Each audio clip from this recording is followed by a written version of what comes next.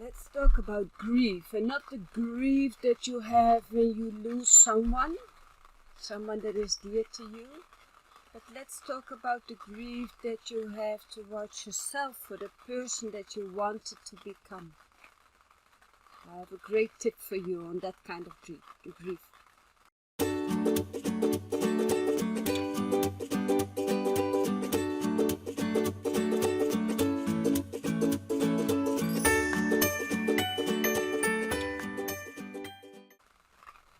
Aloha, aloha, aloha, beautiful soul.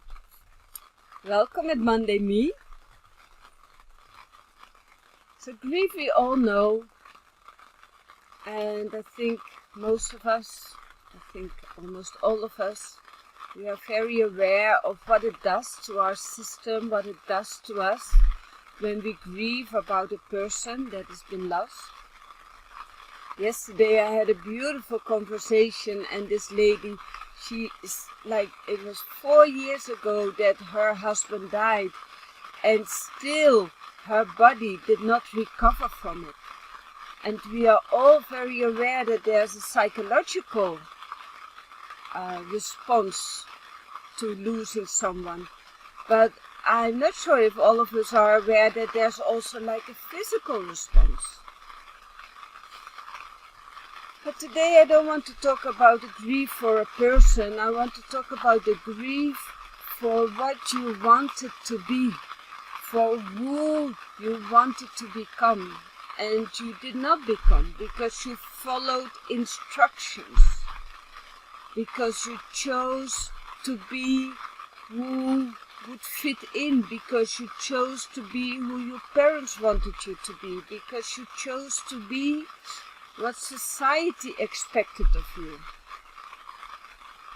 And that's a very deep grief, and maybe grief is not the correct word for it. For me it is, but maybe for you a different word is more accurate.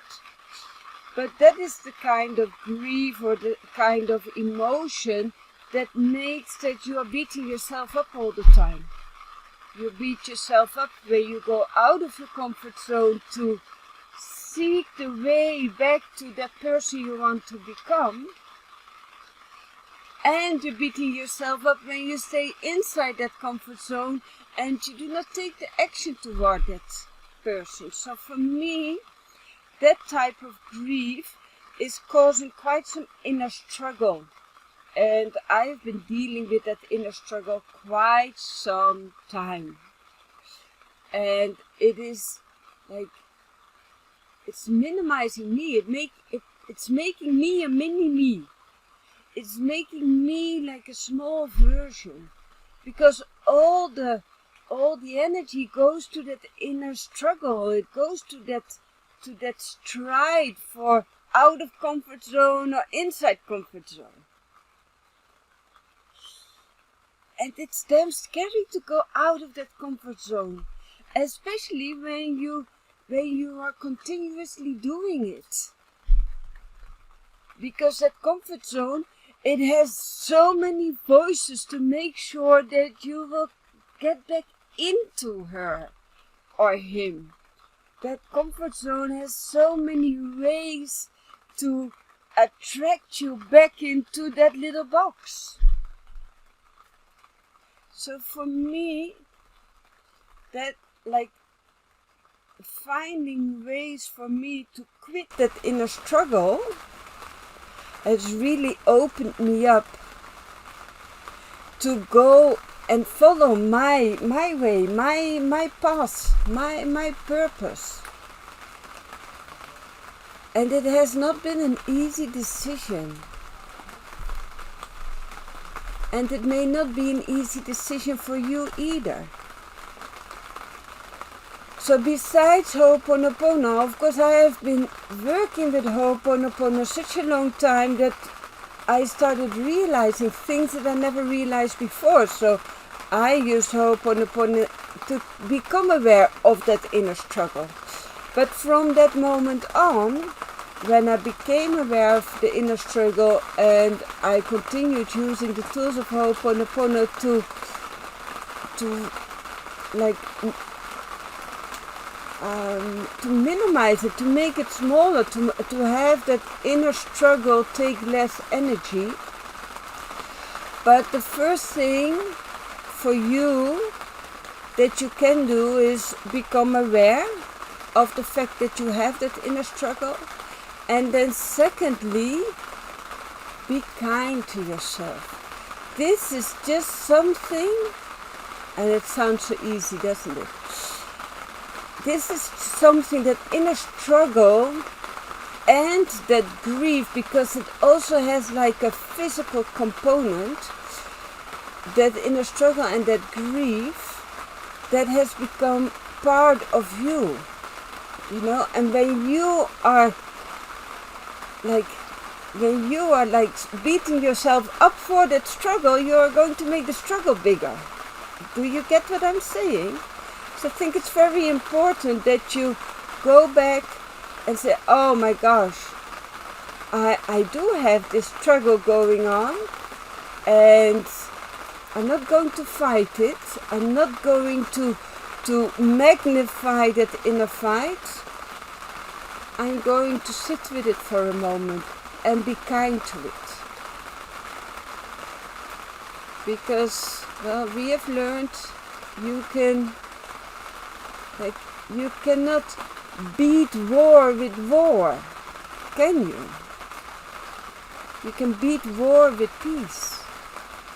So for you to go and find some inner peace, even if it's for a little moment, find that inner peace that helps you to calm down that struggle, and that at some point will help you to have more energy for all the things that you want to achieve.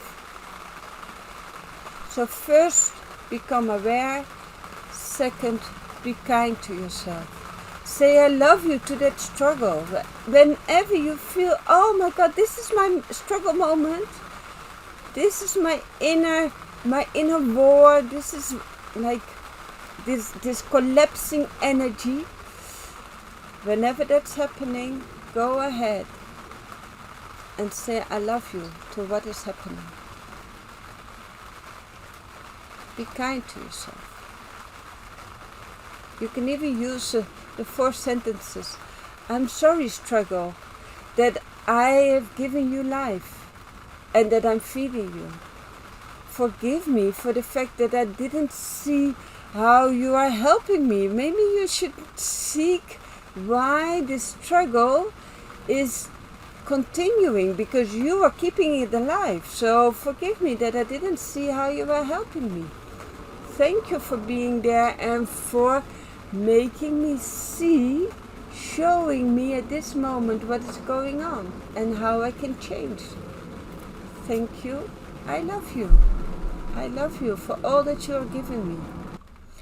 That by itself takes away the force of that inner struggle. Looking at, why am I feeding this inner struggle? And thanking it, asking it for forgiveness. Because then the energy goes out of it, you know. And if you want to learn deeper tools of Ho'oponopono, not just the public version of Ho'oponopono, but the deeper layers, if you want to touch to the deeper layers, then reach out. It doesn't have to take 1,000 sessions, you know. It can be really quick. Ciao, ciao, my love. Take good care. Thank you so much for watching. Thank you, beautiful soul. If there's anything I want you to take from these videos, then it is the permission for you to shine your light. It's the most important thing. So go ahead, shine your light. I love you. Bye-bye.